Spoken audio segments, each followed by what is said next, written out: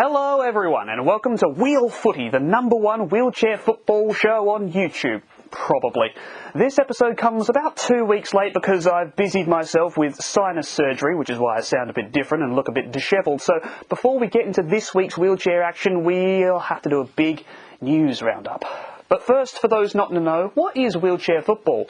Well, for the long and short of it, watch this video, but here's the cliff notes. 5 players a side on a basketball-sized court split in 3 zones. Defenders and attackers cannot go in the opposite zones. Midfielders can go anywhere, but only forwards can score. A hand pass is our version of a kick, and a flick pass or throw acts as a hand pass. To ensure all abilities can access the game, each player is graded depending on their mobility, with a minimum threshold of points needing to be met so you can field a side. The game is made up of 4 10-minute quarters, and that's pretty much all you need to know for now. We'll start in Victoria, and the league structure remains unchanged compared to last year, with 5 teams competing: Collingwood, Essendon, Hawthorn, Richmond, and that other one, across 2 divisions: Community, basically the Reserves League, and Championship, the main one we're going to focus on. The VWFL, as it's called, has brought some character into this year's proceedings with a Dreamtime themed round last week. The week before the one I'm covering, so 2 weeks ago now. In both divisions, Richmond took care of Essendon and the Saints got the wood over the woods. Coming into round 6, Richmond lead both divisions. In terms of the championship, they're undefeated so far, with the Saints in 2nd with 3 wins, the Pies in 3rd with 2, the Bombers in 4th with 1, and the reigning Premier Hawks winless after 4 games. Wish it was that way in the AFL. Richmond's Chris Consantis, who scored a whopping 70 goals last season, is on track to smash that mark with 38 from 4. St Kilda's Ryan Smith sits only 1 back, with Hawthorn's Yassine Hill doing very well for a winless team with 30 in 3rd place. The Queensland Wheelchair League is really exploding, with 5 teams in league play on Sundays. 5 rounds in, each side has played 9 games, so as to avoid any buys. Fixtures get shoved in so that every team plays at least once per week, which is pretty clever. With 9 out of 12 scheduled games played, Morningside sit 10 points clear of Mount Gravatt in 2nd, with an absurd percentage of 415. Ormeau sits close behind Mount Gravatt with a far superior percentage, while Redcliffe are in no man's land, 10 points behind Ormeau, but 10 points ahead of the winless Beenleigh. The leading scorer race in this league is far tighter. Ormau's Paul Letters and Morningside's Josh Boyle both locked on 33 from 8, with a game in hand over Michael Dobby Bridges, also of Morningside, who's only scored 1 less. New South Wales does have a couple of leagues active at the moment, 1 metro and 1 regional, and 1 sort of large overarching competition, but I can't find any details or results of any of those right now. The Northern Territory also had a league that ran around this time last year, but Play HQ doesn't list it as running this year. But if anyone has any info on those 2 leagues, please let me know. We take a look at WA, where they do things a bit weird. There's a league on right now, and a WA Wheelchair Football League which goes from September to December with all the WAFL teams, which usually starts right after the national championships happen, which is odd. But in the Southwest Wheelchair Football League, the regular season has been completed, with each of the 4 teams playing 5 games, however that works. What's the obsession with odd fixtures? Yeah, what is this, the AFLW? Anyway, Harvey Brunswick Leschenault, oh god, that's conquered everything in its sight, including my vocal cords, going 5-0 while no other team has won more than 2 games.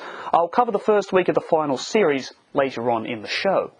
Meanwhile, in SA, there's been huge developments. 3-time premiers Sturt have pulled out of the competition, likely due to the required distance to travel across the city on Friday nights to the games, which are at Lightsview.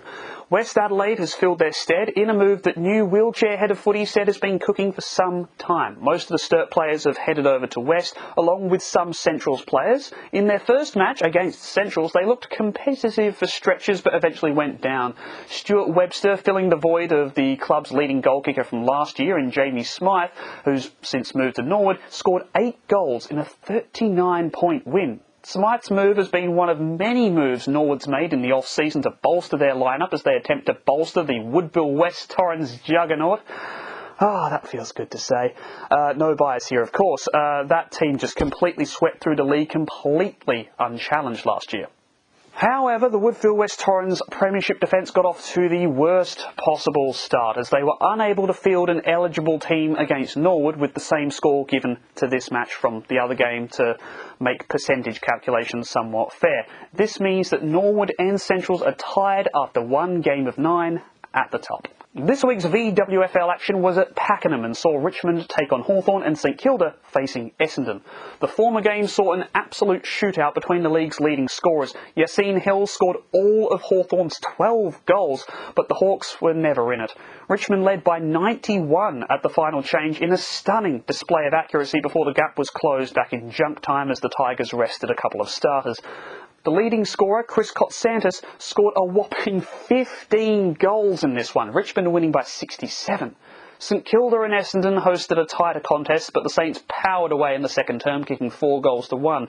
This set the tone for the rest of the game, St Kilda winning by 50, with Sebastian Welsh kicking 10.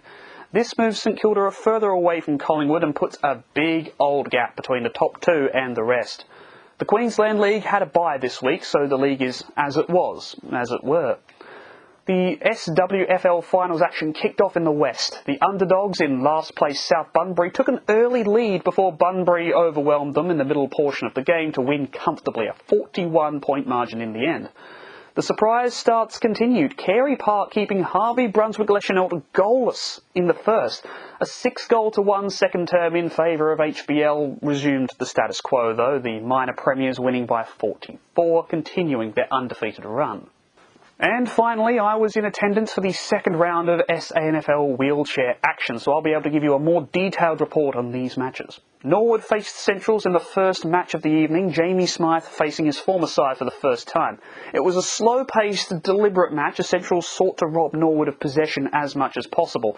The Redlegs were held to only 1 goal for at the half in a low-scoring affair overall. A 20-7 third term dominated by Central's forward Stuart Webster, who took the honours in an enthralling battle with Nathan and Chris Simpson of Norwood, saw the game decided there, Central's running out 16-point winners. And here's where I introduce you to Wheel Footy stats. I'm manually tracking various stats at these games, so take the actual numbers with a slight pinch of salt as the accuracy won't be 100%. But if we compare these two sides and how they fared in that game, I'm actually fascinated by how close it was. The main differences were that Norwood turned the ball over slightly more and Centrals converted better. Star performers in that game were of course Webster for Centrals and the Simpsons for Norwood, defending absolutely stellarly under pressure. Woodville West Torrens then faced the new gang in West, and the difference in quality was evident from the off.